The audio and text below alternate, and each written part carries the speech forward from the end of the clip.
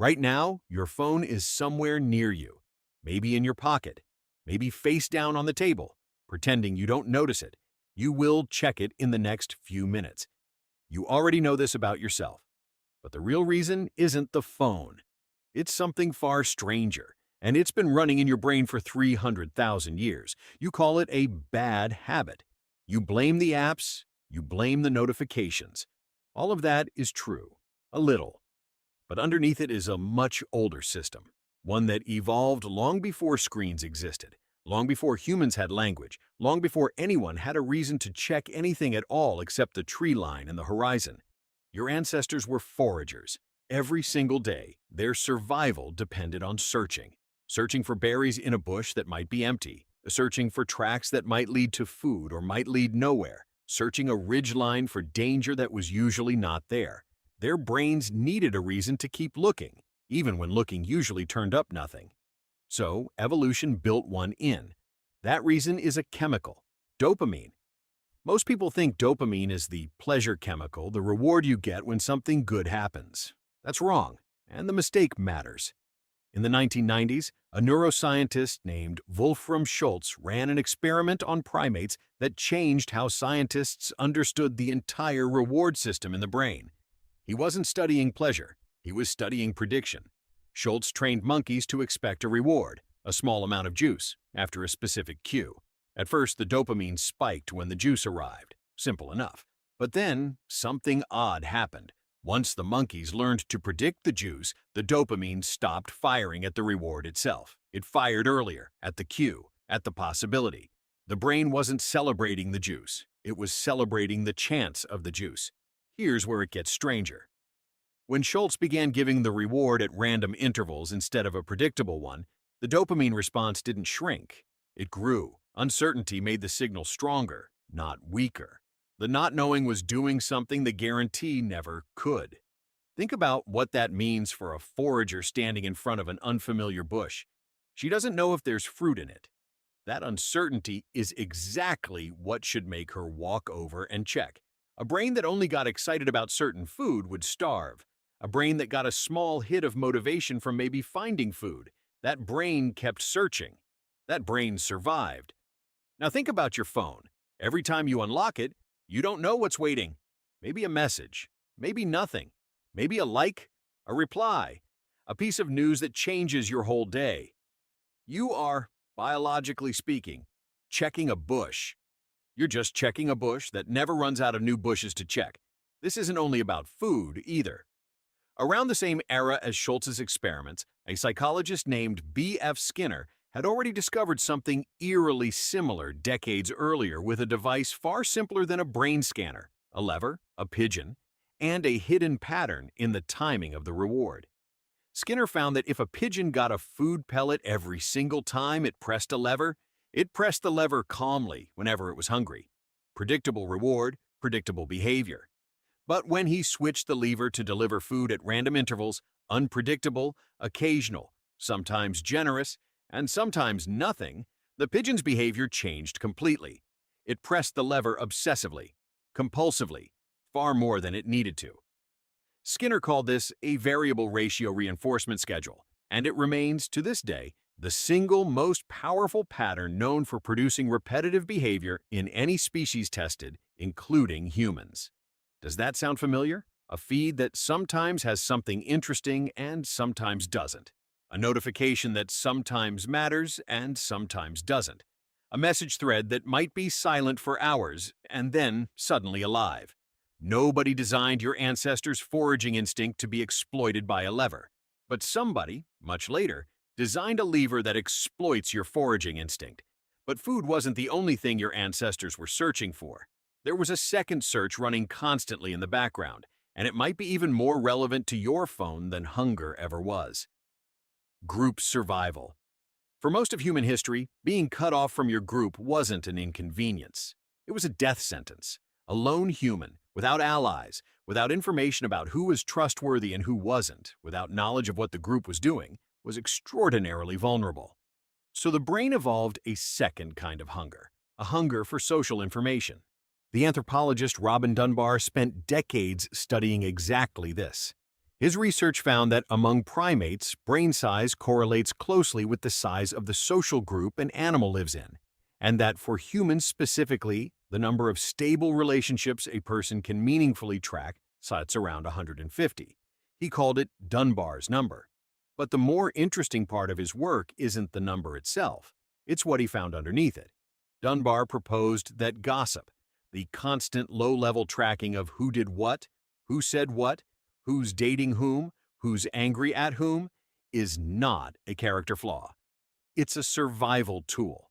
He described it as the human replacement for the physical grooming that other primates use to maintain alliances. Chimpanzees groom each other's fur for hours to build and confirm trust. Humans, once language developed, didn't need fur. They needed information. Gossip became the new grooming. So there were two ancient hungers running in your ancestors at once: a hunger to search physical space for resources and a hunger to search social space for belonging. Two different systems, two different itches. Now hold that thought and look at your phone again. Your phone didn't invent either hunger, it just built a single object that satisfies both, instantly, constantly, and at random intervals. A feed that might have food in the form of information you need, a feed that might have belonging in the form of a message from someone who matters to you. And you never know, when you pick it up, which one, if either, you're about to get. That's the trap.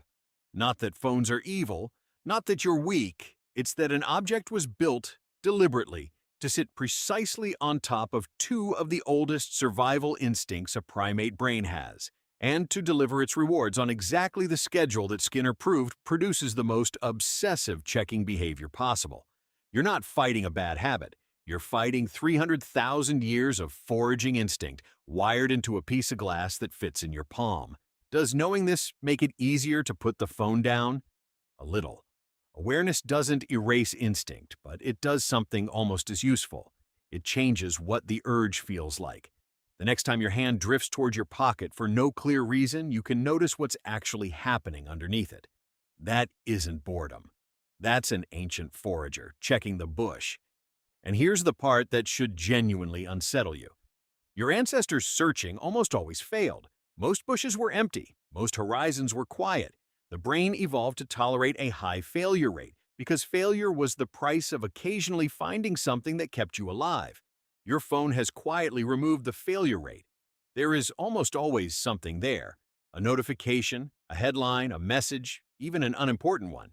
Which means the system that was built to fire occasionally as a reward for persistence now fires almost constantly because the bush is never actually empty anymore.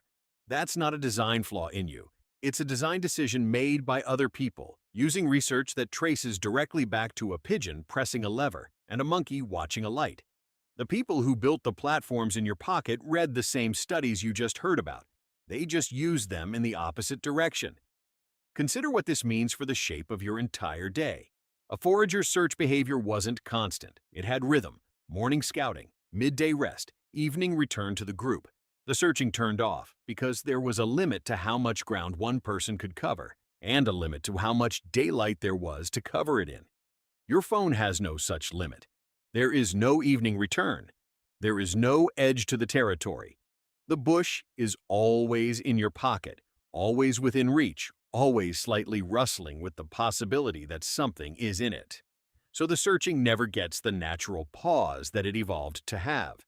This is why simply deciding to use your phone less so often fails. You're not negotiating with a habit you built. You're negotiating with a survival mechanism that predates habits entirely, one that doesn't recognize the difference between a genuine threat on the savannah and a red notification badge. Both register at the level of the ancient brain as something that might matter, something that might need checking. And a system built over hundreds of thousands of years to err on the side of checking will keep erring that way, badge after badge, refresh after refresh, unless it's given a reason not to. That reason isn't willpower. Willpower is a late invention, a thin layer of conscious control sitting on top of instincts that don't take orders easily. What actually works, according to researchers who've studied compulsive checking behavior since Skinner's pigeons, is changing the schedule itself.